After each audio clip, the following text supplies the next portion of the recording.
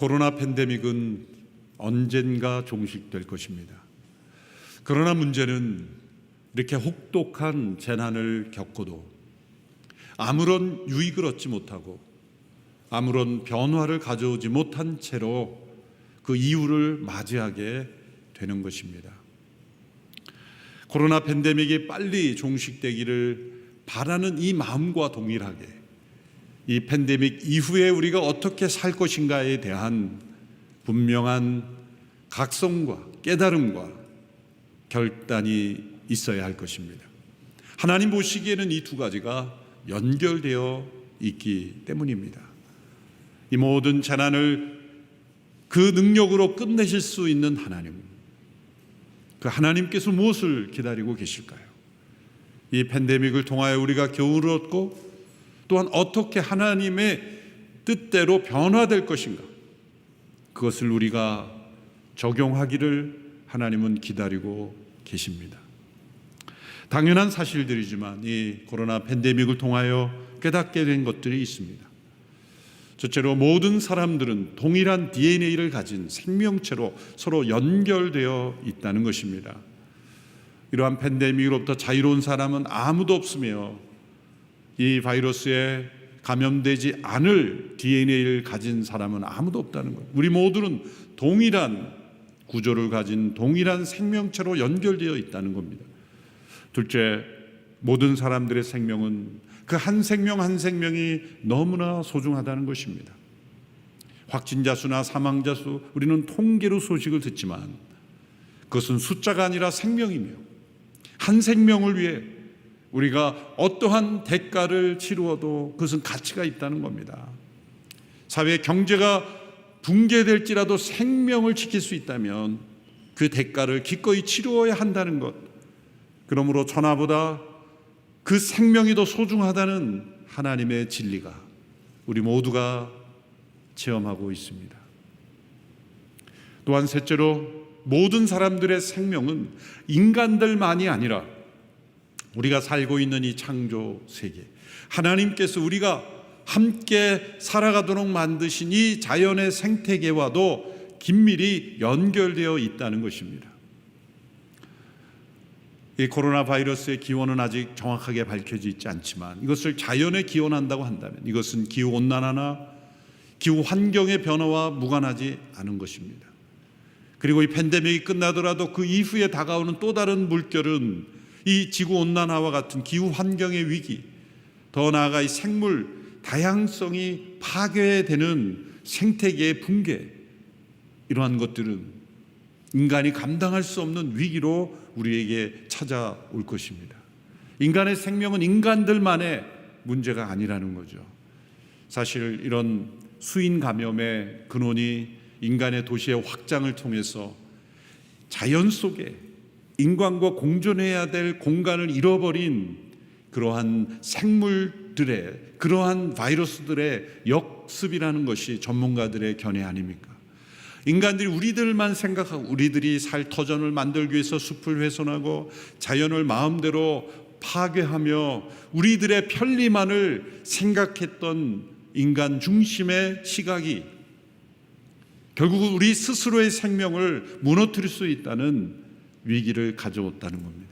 우리는 하나님의 창조 세계 전체를 바라보며 그 가운데 우리 인간의 올바른 위치를 찾는 것이 매우 중요한 시기라는 것입니다. 이 코로나 팬데믹이 엄청난 변화를 가져왔기에 사람들은 코로나 이전과 이후의 시대가 될 것이라고 말하지만 사실 그 정도의 대격변은 아닐 겁니다. 이 팬데믹과 비교할 수 없는 엄청난 대재난은 노아 홍수의 심판이었습니다. 세상은 그야말로 홍수 이전과 홍수 이후로 확연히 구분되었습니다. 하나님 보시기에 좋았더라고 하신 그 세상은 홍수 이후에 완전히 달라졌습니다. 우리가 지금 보고 있는 높은 산과 깊은 계곡, 북극과 남극과 그리고 극한 기근과 극한 추위가 있는 이 세상은 하나님이 원래 창조하셨던 보시기에 좋았더라의 그 세상은 결코 아닙니다. 이것은 대격변을 통해서 일어난 남아있는 그 흔적, 엎드립니다. 저주가 땅에 임하였고 땅은 가시와 엉겅퀴를 내었던 그 상태보다도 더 급격한 변화, 인간과 자연과의 새로운 관계 설정이 필요한 시대가 되었습니다. 동물들도 이전에는 인간과 친밀한, 친숙한, 적대적이지 않은 관계였지만 이제는 위협적이고 대적적인 관계가 되었습니다. 가장 중요한 변화는 인간의 수명이 짧아졌다는 겁니다. 아담은 930세를 살았지만 이제 한 시대에 200년씩 감축이 되었죠. 아브라함 시대는 100년대로 줄었죠. 오늘 이 시대 이제 인간의 과학기술의 발전으로, 의학의 발전으로 100세 시대를 내다본다고 하지만 아직은 100세 미만이죠. 평균은. 이제 이 홍수 심판 이후에 변화된 이 세상 속에 우리가 어떻게 살아야 할 것인가? 대홍수로 인한 세상에 대한 심판 이후에 하나님께서 노아와 그의 가족들, 하나님의 은혜로 생존하게 된 가족들에게 주신 말씀은 이제 팬데믹 이후에 우리가 이 세상 속에 어떻게 살아야 할 것인가를 말씀하시는 적절한 적용이 되는 것입니다. 하나님께서 생존한 8명의 가족들에게 일방적으로 말씀을 주셨지만 이것을 하나님께서 지키시는 언약의 성격이기에 이것을 노아 언약이라고 부르기도 합니다. 이 노아 언약이 무시되는 이유는 아브라함에게 주신 말씀부터는 한 민족을 통하여 세상을 구원하시는 이 구원자의 약속이 담겨 있기 때문에 아브라함부터 매우 중요하게 성경을 우리가 읽어가기 시작합니다. 그런데 노아에게 주신 이 말씀은 홍수 심판과 노아 가족들을 살려두셨다라고 생각하고 이 9장을 깊이 묵상하지 않고 그냥 넘어가는 경향이 있습니다.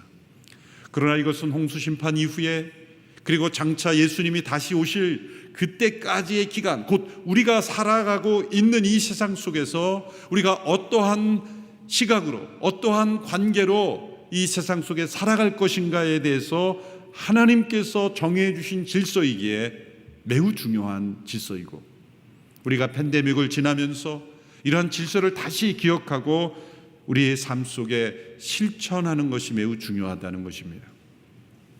종교개혁자 칼뱅은 이 노아에게 주신 언약을 모든 사람들에게 공통적으로 주시는 은혜 언약이라고 표현을 했습니다. 예수님이 다시 오실 때까지 모든 시대에 걸쳐 모든 나라의 모든 사람들에게 공통으로 주시는 은혜라는 것입니다. 예수님을 믿건 믿지 않건, 하나님을 경외하건 심지어 하나님을 등지건, 모든 신자와 불신자를 포함한 심지어 동물과 생물의 모든 피조세계까지 동일하게 적용되는 공통으로 주어진 하나님의 은혜라는 겁니다. 그래서 칼뱅의 뒤를 이은 화란의 아브라함 카이퍼라는 신학자는 이것을 단 2단어로 요약하여 common grace다, 일반 은혜다, 이렇게 이름을 붙인 것입니다.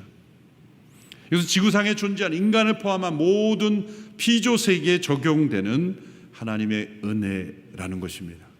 예수님이 다시 오실 때까지 하나님은 이 은혜로, 이 일반 은혜로 세상을 대하시고 계시다는 것이고, 이 은혜 가운데 포함된 하나님의 명령, 하나님의 창조 질서, 하나님이 원하시는 뜻을 우리가 잘 적용하는 것이 중요합니다. 예수님께서도 이러한 일반 은혜를 복음서에서 말씀해 주셨죠. 하나님께서는 햇빛과 단비를 선인과 악인에게 동일하게 주신다.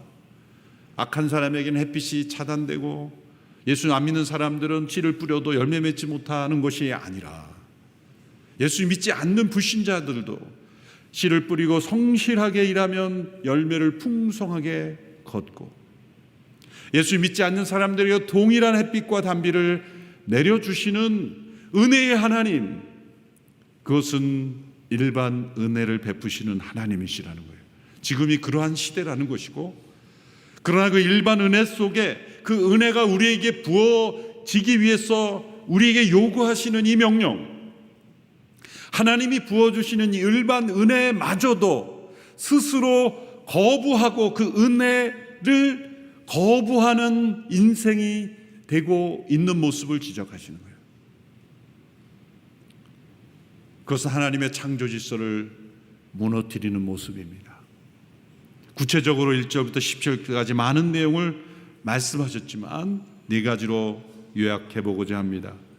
하나님께서 노아와 그 가족들에게 복을 주시며 말씀하셨습니다.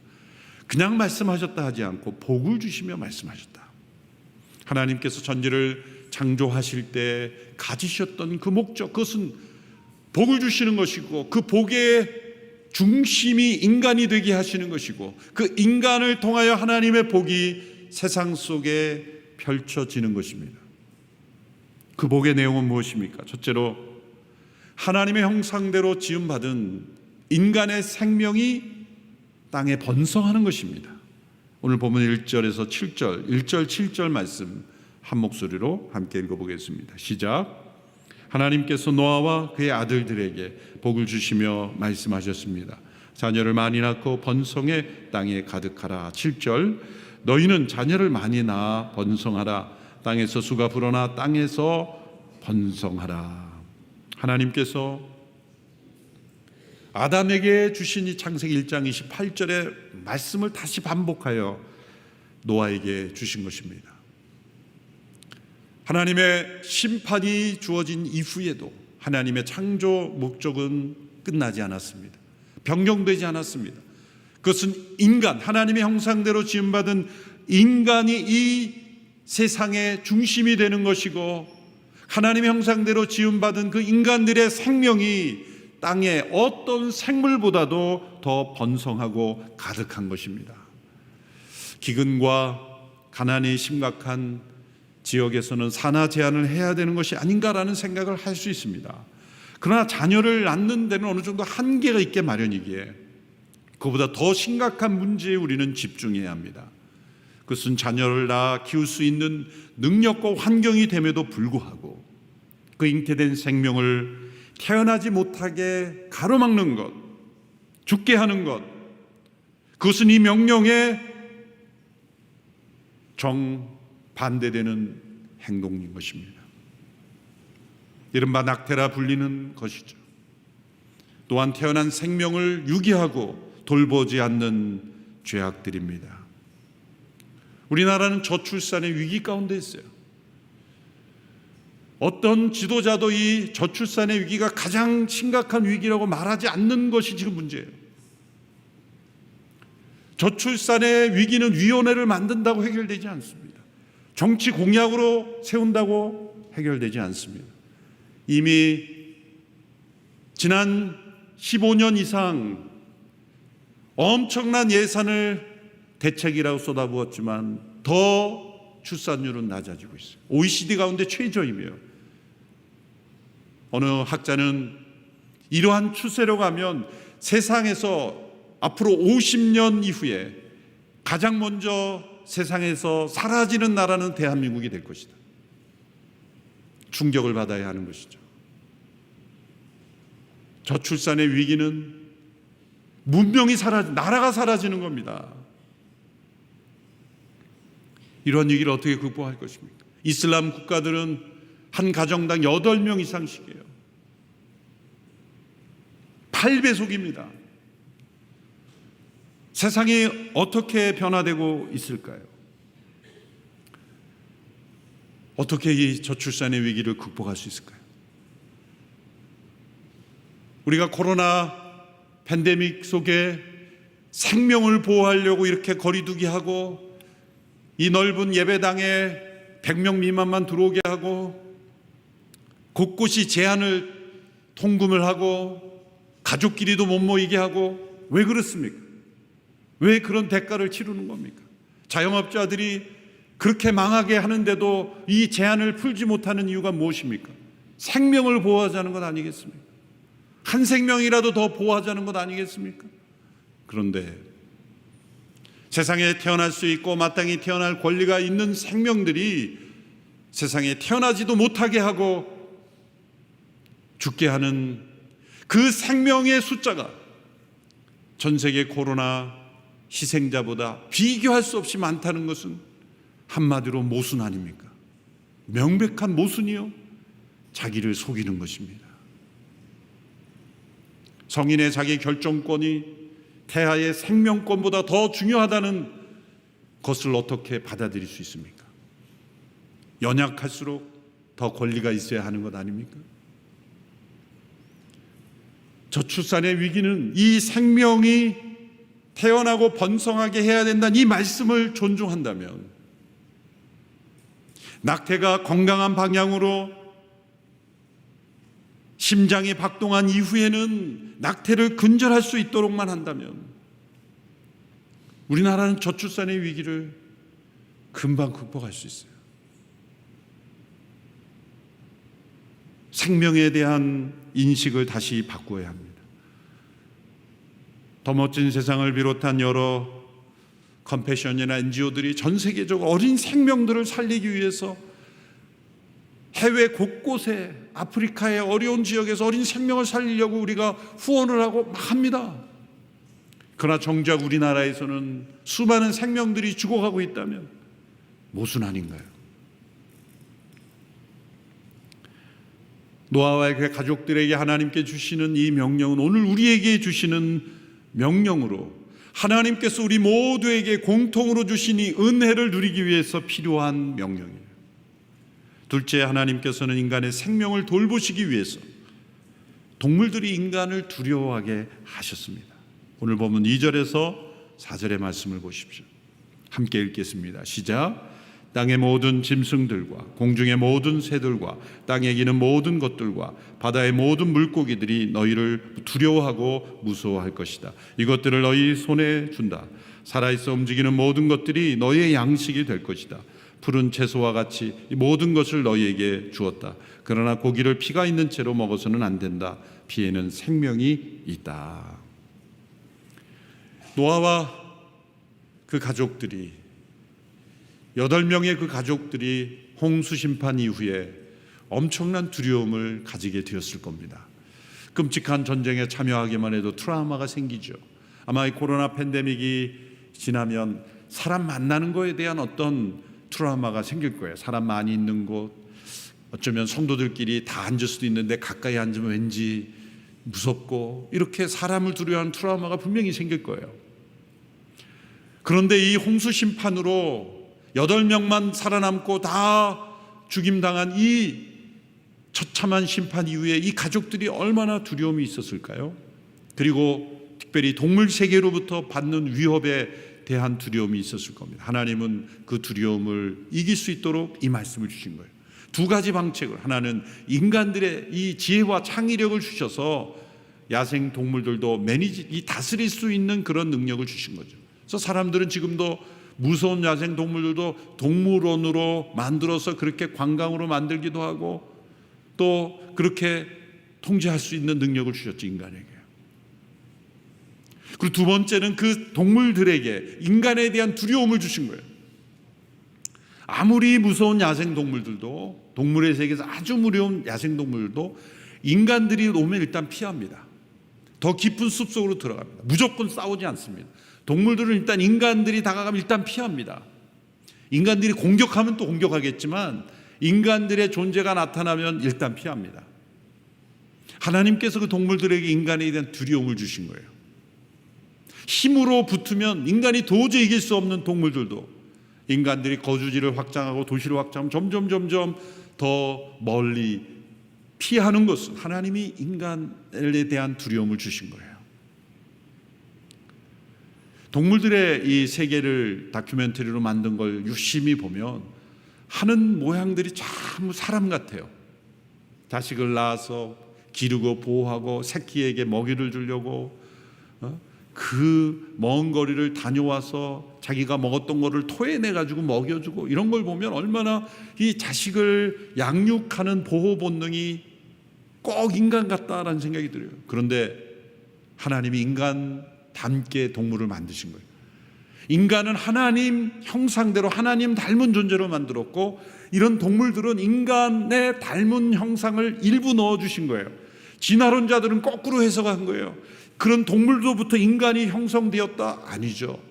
하나님이 창조하실 때 인간은 하나님의 형상대로 짓고 인간에 있는 이 형상의 일부를 동물의 세계에 넣어주셨기 때문에 인간이 그 동물들을 다스릴 수 있는 거예요. 동물의 세계에 인간이 가진 형상의 일부가 없다면 인간이 그 동물도 어떻게 통제할 수 있겠어요?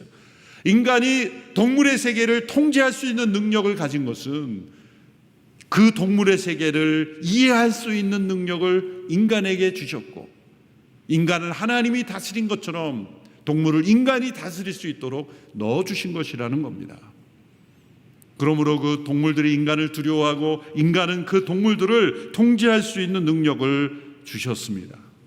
그래서 노아의 홍수 심판 이후에 8명밖에 남지 않았지만 그 동물들의 위협으로부터 생존했을 뿐만 아니라 지금 더 번성하고 있는 것, 하나님의 말씀이 그대로 이루어진 것이죠. 하나님께서는 살아있는 동물을 인간에게 양식으로 내어주셨어요. 그러나 살아있는 채로는 먹지 말라 말씀하셨습니다. 피 있는 채로 먹지 말라. 그래서 생명이 있는 상태로는 먹지 말라, 날고기로 먹지 말라는 거예요. 왜 그렇습니까? 그것은 하나님의 생명이 있기 때문입니다. 인간과 같은 하나님의 형상은 아닐지라도 생명의 주인이신 하나님에 속한 것이기에 생명이 완전히 죽어있는 상태로서의 고기는 먹어도 된다. 그러나 생명이 있는 상태로 인간이 먹어서는 안 된다. 이 말씀을 주신 까닭은 아마도 홍수심판 이전에 인간들이 이렇게 날고기를 생으로 자주 식용하였을 가능성이 높은 것이죠. 이것 또한 생명에 대한 존중입니다. 동물 상호간에는 살아있는 채로 먹을 수 있지만 인간에게는 허락되지 않았습니다. 그것은 인간의 생명에도 위협이 되는 위험한 행동이기 때문입니다. 이런 수인 감염에서 일부 나라에서 살아있는 막 박쥐라든지 살아있는 거를 막 먹었다는 얘기가 있죠. 동물을 살아있는 채로 먹지 말라, 이 말씀을 어긴 것이 우리가 지금 이 수인 감염 질병이 일어난 원인일 수 있는 거예요. 하나님이 이 땅 가운데 베풀어 주신 은혜를 스스로 거부하는 행동을 한 것입니다. 셋째로, 인간은 타인의 생명을 서로 지켜주는 공동체로 살도록 하셨습니다. 5절 6절의 말씀 우리 같이 읽습니다. 시작. 너희가 생명의 피를 흘리면 반드시 값을 치를 것이다. 그것이 짐승이면 그 짐승에게 그 피에 대해 값을 치를 것이며, 사람이 같은 사람의 피를 흘리게 하면 그 사람에게도 그 피에 대해 값을 치를 것이다. 하나님께서 자기의 형상대로 사람을 만드셨기 때문에 누구든지 사람의 피를 흘리면 사람에게 피 흘림을 당할 것이다. 하나님께서는 타인의 생명을 해치는 살인에 대하여 매우 엄격하게 대가를 치르게 하신다고 말씀하셨습니다. 동물의 생명도 생명의 주인이 하나님이시기에 그것을 존중하도록 만드신 하나님께서 하물며 하나님의 형상대로 지음받은 인간의 생명을 얼마나 존중히 여기시겠습니까? 타인의 생명을 해치는 것은 하나님께서 제정해 놓으신 가장 기본적인 중요한 진리를 무너뜨리는 것이며 곧 하나님을 대적하고 공격하는 것입니다. 그 십계명에서도 살인하지 말라라는 명령을 주신 것이죠. 이 살인은 살인자의 마음속에 엄청난 두려움과 죄책감을 가지게 됩니다. 그 자체가 형벌이요, 때로 법에는 걸리지 않고 사람들에게는 들키지 않을지라도 하나님이 아시기에 세상에서는 어떤 형벌이 주어지지 않아도 영원한 형벌 가운데 처하게 될 것입니다. 이 팬데믹 기간 동안 우리는 이 사회에서 이루어지고 있었던 살인에 대한 회개를 해야 합니다. 그리고 팬데믹 이후에 생명을 존중하고 지키고 살인이 이루어지지 않는 사회를 위하여 기도해야 됩니다. 아벨을 죽인 이 가인의 살인이 곳곳에서 일어나고 있는 소식을 듣지 않습니까? 가족 간의 살인, 형제 간의 살인, 심지어 자녀를 죽이고 부모를 죽이는 살인이 대한민국에서 일어나고 있다는 끔찍한 모습들. 예전에는 한 사람이 한 도시에서 죽었다는 소식만 나와도 그 죽음에 대하여 두려워했던 시대가 있었는데, 요즘은 살인이 어떤 엔터테인의 소재가 되고 몇 사람 죽는 것에 대해서는 무감각해지는 이런 시대에, 팬데믹 이후에 이 살인에 대한 보다 엄격한, 그리고 경계와 회개와 변화가 필요한 것입니다. 이것은 하나님께서 생명을 경시하고 생명을 무참히 죽이는 이 문화, 이 총기가 자유화된 미국 같은 데는 이 총기 사고로 인해 죽어가는 엄청나게 많은 사람들이 있잖아요. 이러한 무고한 피해에 대한 대가를 하나님이 물으신다 그랬어요. 인권이 유린되고 있는 이 아프간이나 여러 나라들, 하나님이 그 피해 대가를 물으신다는 거예요. 생명에 대한 존중의 의식이 회복되지 않으면 이 땅은 점점 더 하나님의 심판 가운데 처하게 될 것입니다. 그럼에도 하나님은 우리에게 은혜를 베풀고 계세요. 넷째로 하나님은 다시는 홍수로는 인류를 멸망시키지 않겠다고 약속하셨어요. 홍수가 없다는 말이 아니라 홍수를 통해서 세상을 멸하시지는 않겠다고 하셨어요. 지금 이 지구상에는 노아의 홍수 때 쏟아진 물, 그리고 땅에서 솟구친 물, 이 물이 온 세상에 가득해. 사실 이 물들로도 세상은 뒤덮일 수 있어요. 일부 지진이나 해일을 통해서 피해를 입지만 지구 전체를 뒤덮는 그런 물의 요동침은 없어요. 하나님의 은혜라는 겁니다. 그 물들이 하나님의 붙잡으심으로 이 말씀을 지켜주시는 하나님의 일반 은혜로 지금 붙잡아 주시는 거예요. 왜 죄악으로 가득한 이 세상을 붙잡아 주십니까? 왜 이런 일반 은혜를 베풀어 주십니까? 그것은 예수 그리스도께서 다시 오실 그때까지 그분을 영접하고 받아들이고 구원받는 이 특별 은혜의 역사가 이루어지기를 위해서 일반 은혜를 베풀어 주시는 거예요. 복음으로 모든 사람들이 그리스도께로 돌아오기를 기다리고 계시는 것입니다. 하나님은 이 은혜의 징표로 무지개를 구름 위에 두셨다고 말합니다.